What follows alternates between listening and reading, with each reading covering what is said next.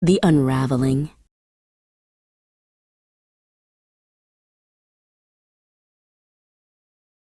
"40 candles flickered on a cake that cost more than my first car. My wife, Ilara, beamed, her eyes reflecting the tiny flames. "Happy birthday, my love," she whispered, her hand finding mine. Our friends cheered, their faces a blur of genuine happiness.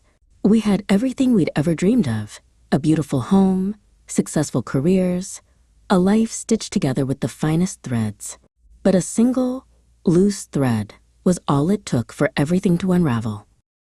It started with a phone call, a market downturn, a bad investment, words that sounded like a foreign language but translated into a universal one: loss.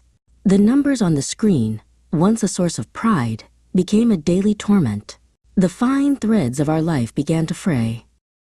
Ilara tried to be strong. "It's just money, Ethan," she'd say, her voice a little too bright.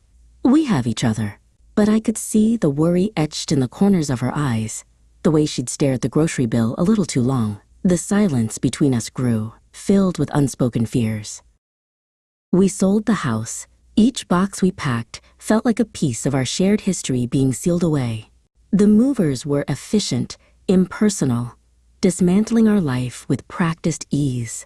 I watched our favorite armchair, the one where we'd spent countless evenings dreaming of this future, get loaded onto the truck, and a part of me went with it. Our new apartment was small, the walls thin. We could hear our neighbors' arguments, their laughter, their lives pressing in on us. The city lights, once a symbol of our ambition, now seemed to mock us from a distance. One evening, Ilara came home with a small, potted plant. "For a new beginning," she said, placing it on the windowsill. It was a simple, inexpensive thing, but it was alive. It was green. It was hope. I started taking the bus. At first, it felt like a defeat. But then I started to notice things I'd never seen from the tinted windows of my luxury car. The way the morning sun hit the old brick buildings, the shared smiles of strangers, the rhythm of the city. We started cooking together again, not because we had to, but because we wanted to.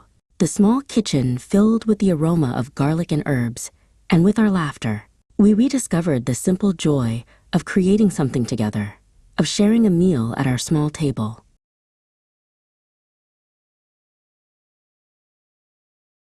One rainy Sunday, we found an old photo album while unpacking the last of the boxes. There we were, 20 years younger, with nothing but a tiny apartment and a mountain of dreams. We had been